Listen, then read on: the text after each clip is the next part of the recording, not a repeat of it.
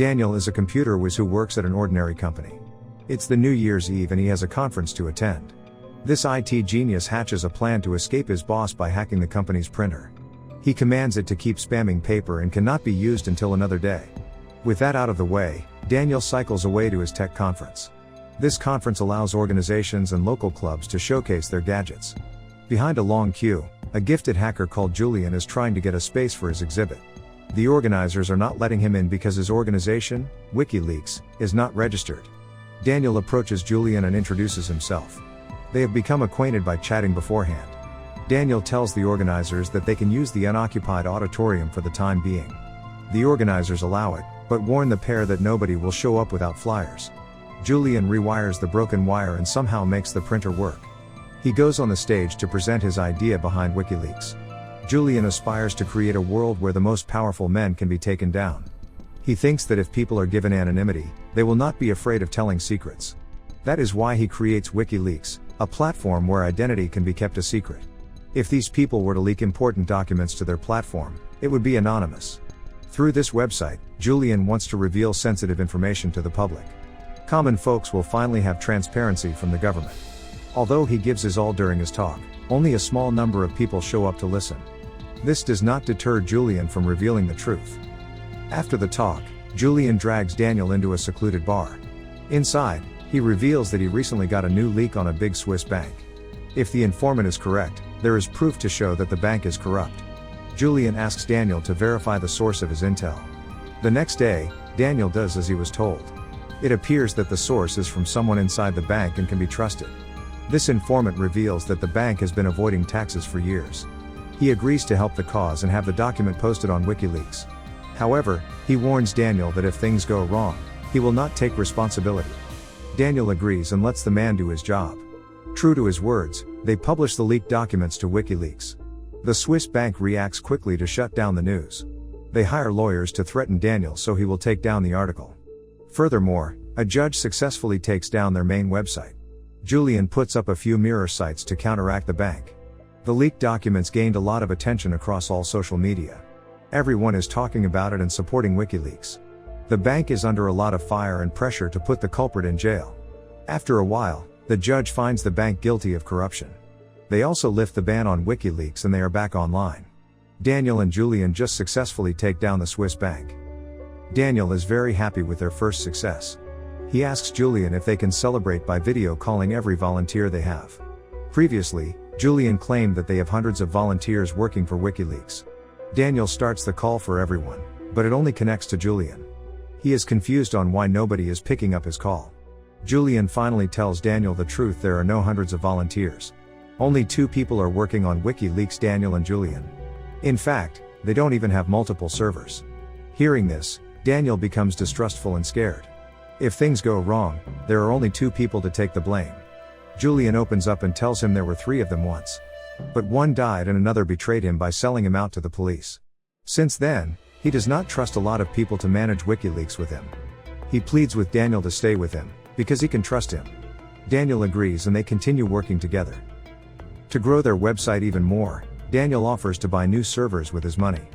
He contacts a friend of his named Marcus. He is another hacker who also wants to work on Wikileaks. Julian agrees to let him help, as long as he stays away from the primary server. The added servers are finally up and running. With the new server, they immediately get a lot of new leaks. People are even donating money for the website. As things get busier, Daniel finally resigns from his job to commit entirely to Wikileaks. This makes his relationship with his girlfriend, Anka, distant. He has grown too busy and barely has any time for Anka. Just as he is making it up to her, they are interrupted by Julian. Anka storms out in anger. Daniel goes after her to calm her down, but to no avail. She is pissed that Daniel is always picking Julian over her. Daniel defends himself by saying Julian has nowhere to stay. He has become a dear friend to him. Anka does not care and leaves him. Back in the house, Julian shares that he has a son in Australia. His son is called Daniel too. In their line of work, long-term commitment is hard since they are always in danger. A few days later, they published an article about the death squad in Kenya. The news does not take off outside Kenya, but gains enough attention in the country. After it is published, the sources are hunted down by the Kenyan government. As an act of deviance, the informants want their name posted on the documents. They want the whole world to know that they leaked it. This makes it easy for the Kenyan government to track them down and kill them. Julian is shaken by the news. The informants are his own friends. He thinks if they had publicized it better, they would not be killed. Julian blames himself for their deaths. He vows to brand their website bigger to gain more audiences for their leaks. Wikileaks finally gets a spot on the conference Julian and Daniel attended before. But the difference is, this time, the auditorium is crowded. They are coming in for Julian and Wikileaks. After the conference, they are swarmed by reporters. Daniel and Julian's names are everywhere on the news. More donations are given to them. As they got bigger, Daniel wants more security for the web. Without consulting Julian, he gives Marco access to the primary server. Julian eventually finds out and is furious. He repeatedly tells Daniel that he does not trust a lot of people. The tension between Julian and Daniel rises even more after the Wired releases an article. It is a piece telling the story about WikiLeaks. However, instead of telling stories about Julian as the founder, it focuses more on Daniel. The reporter writes that Daniel was involved with WikiLeaks way before it was launched. But of course, it is not the truth. Julian was all alone to manage the website, way before Daniel even came into the picture. Daniel and Julian part ways. On his own, Julian is targeted by a lot of authorities. His recent leaks are so dangerous that the CIA are stalking him to his hotel. Julian calls Daniel to come for him. This is not the time for petty fights. With help from his volunteers, he manages to escape unnoticed. Once Julian is safe, they watch the leaks together with Daniel. It appears someone from the military leaked the video to WikiLeaks. In the video, 2 unarmed civilians are being shot by the US military. It is a big leak that shows evidence that the US Army is not innocent. Daniel convinces Julian to go big with this reveal. They will do it on US ground for the full impact. And just as he predicted, the story hits big. Every news outlet is reporting on the video. The US government is visibly shaken. They order the private that leaked the video to be arrested. At the same time the leaker is captured, WikiLeaks' security is breached. Their server has been compromised. Marco tries to save their server as Daniel gets new intel. The private not only sends a video, but he manages to get another leak on his CD drive. This time it's bigger, and he copies everything on the government cable. Not only are there military logs, there are diplomatic papers all in the CD drive. Marco successfully gets their website back online and contacts Julian. He tells the rest of the group that the CD drive is with him. He is currently on the airplane to Brussels. Julian wants the document to be published as quickly as possible. Through a private server, he sends all the copies to the group. Knowing the scale of this leak, Daniel refuses. He reasons that they need to look at the document thoroughly before publishing. With that much information, there must be things that would be better left unpublished. Daniel knows that there must be hundreds of informants' names in that document. If they reveal that the informants are working for the US military, they will all be hunted down. He does not want blood on his hand. Julian disagrees with his sentiment. He wants everything published before the government can take them down. But he is on the plane himself, and there is nothing he can do. The group is all against publishing it. Enraged, Julian screams and shuts down his laptop. Daniel flies to Brussels to meet with Julian. He tries to reason with him on why they should not publish the document right away. He calls Nick, a journalist from The Guardian, to help him convince Julian. Nick explains that in the worst case scenario, they will not only kill Julian.